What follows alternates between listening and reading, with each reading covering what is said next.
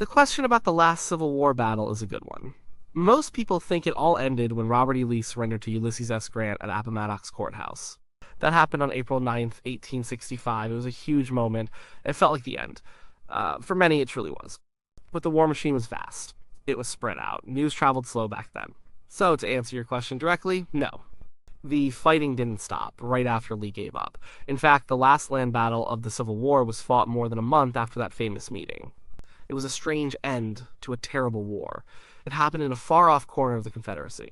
And it showed just how messy and drawn out the end of something so big could be. When Lee surrendered, it was a major blow to the Confederacy. He was their most famous general. His Army of Northern Virginia was their main fighting force. When he handed over his sword, it sent a clear message. The Union had won. The Confederate cause was lost, at least in the East. People celebrated in the North. There was a sense of relief, but the South was still a big place. There were other Confederate armies. They were still in the field. Some were still ready to fight. Their leaders had to decide what to do. Lee's surrender didn't magically make everyone else stop. It was a pivotal moment, for sure. But it was just one part of a much bigger unwinding. Other commanders still had men under them. Jefferson Davis, the Confederate president, was on the run. He still hoped to continue the fight. He wanted to rally more forces, he wanted to go west, but his options were shrinking fast. The Union forces were closing in. They were relentless. General William T. Sherman had just marched through the Carolinas. He was heading north. He was devastating everything in his path. His army was powerful. It was well supplied. General Joseph E. Johnston was in charge of the main Confederate army opposing Sherman, and Johnston knew the situation was hopeless. He had fewer men. His supplies were gone.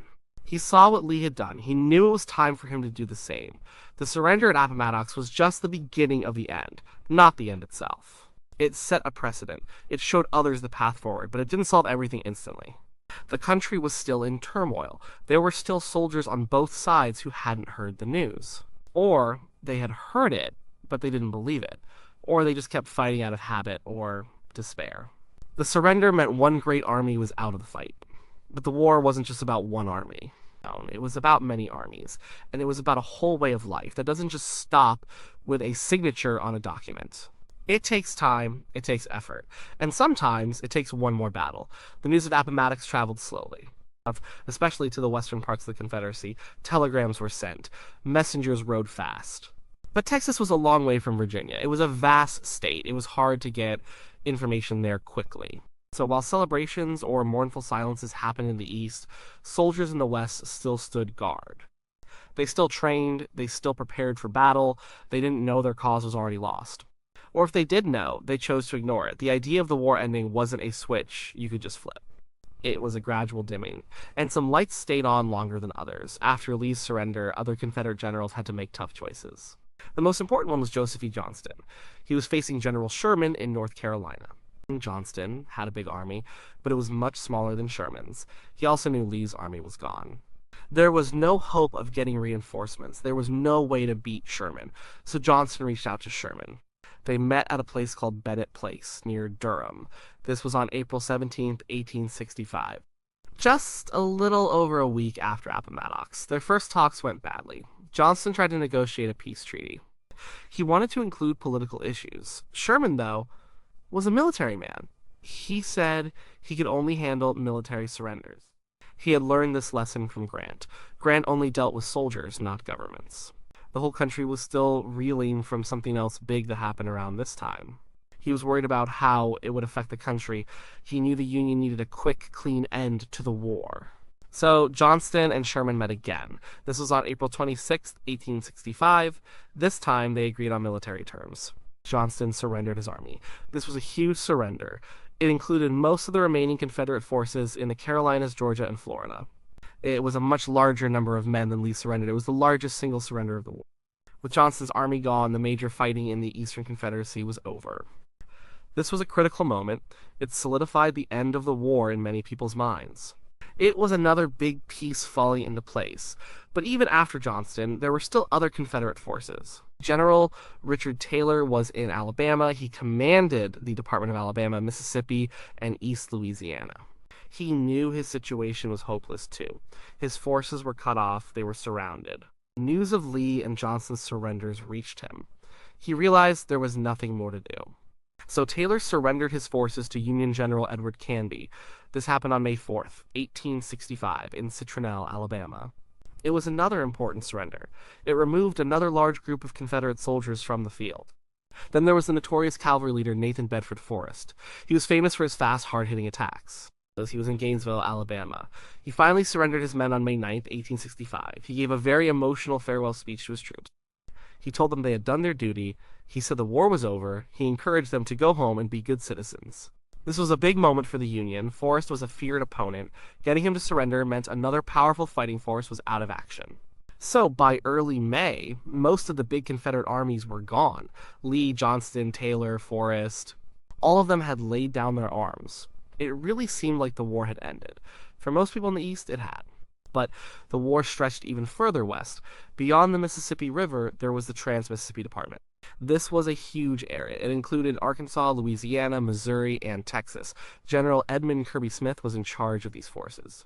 He was still holding out. He was far away. He was isolated. And he was about to oversee the very last land battle of the Civil War, even though the rest of the Confederacy had practically folded.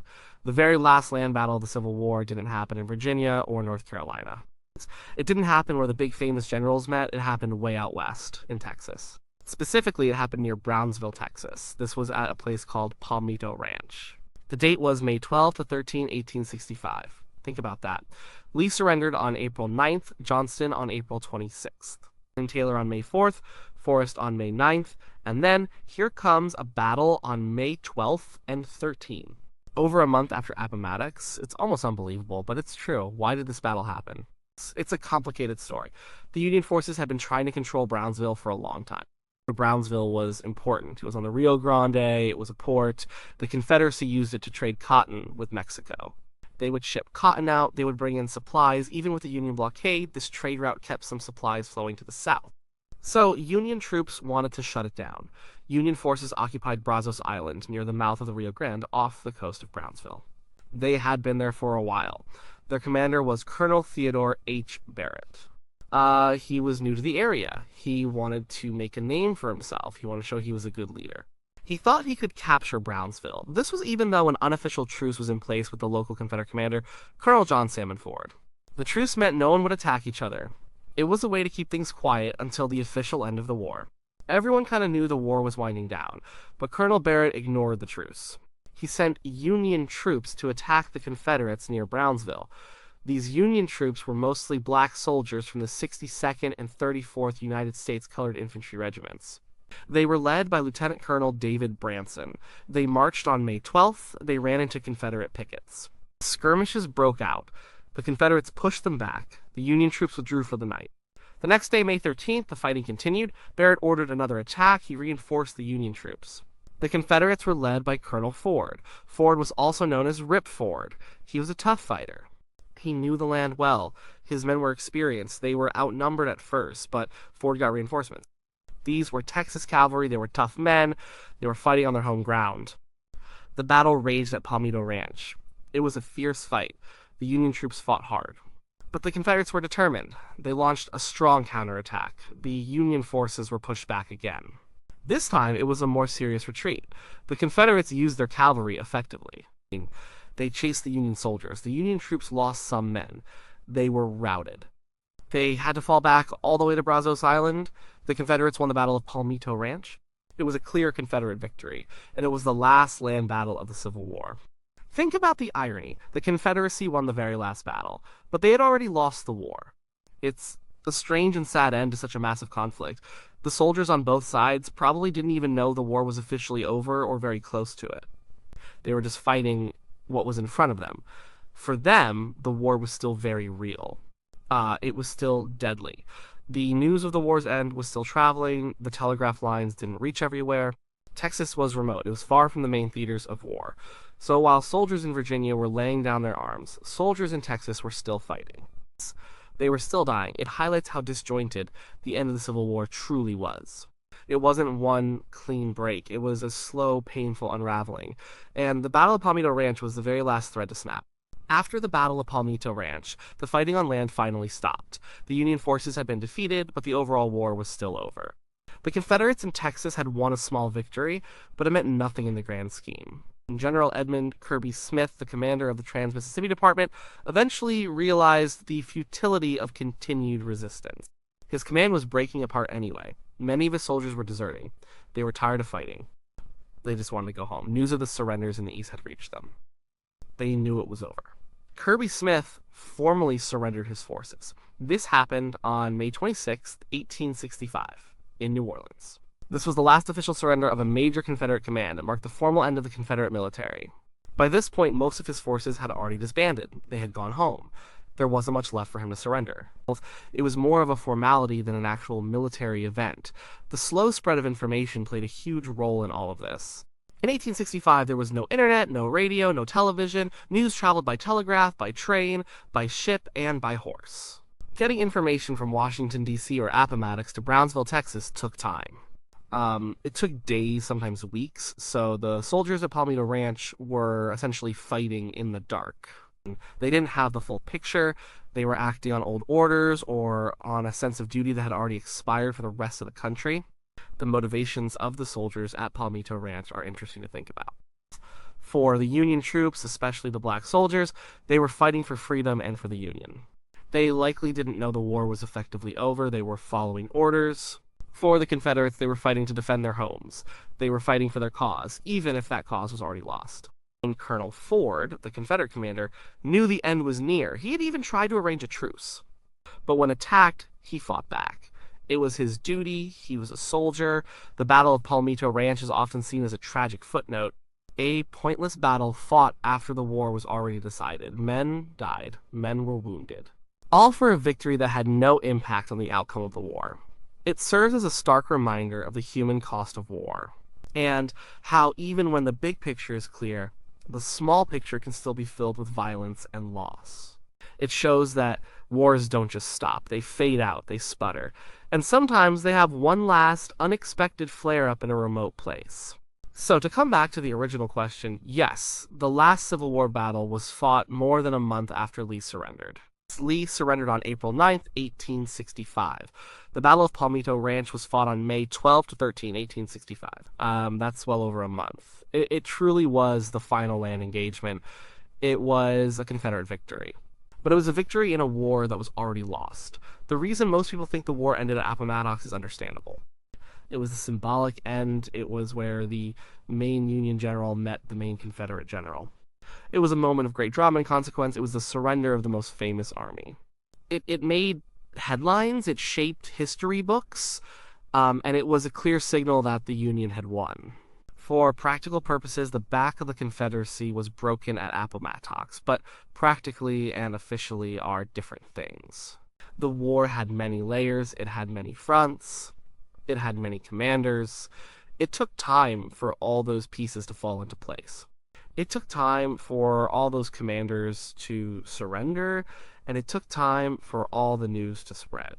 The fighting didn't just stop with one handshake. It took weeks for the last embers of the conflict to die out, and for the last land battle to be fought. The story of Palmito Ranch reminds us that history is often more complex than the simple narratives we learn. It's full of small, often forgotten details that add to the larger picture. It tells us that even when things seem over, they might not be completely done. It teaches us about the resilience and sometimes the stubbornness of soldiers caught in a conflict. They fight until told to stop or until they physically can't fight anymore. So when you think about the end of the Civil War, remember Appomattox. It's important. But also remember Palmito Ranch. Remember the soldiers in Texas who fought that last battle. Remember how far the war stretched. Remember how slowly the news traveled. It gives you a fuller, more honest picture of how something as massive and terrible as the American Civil War finally, truly, came to an end. It was not a sudden stop. It was a slow, painful, and drawn-out fade into history. And that last battle fought in Texas was the final bloody gasp.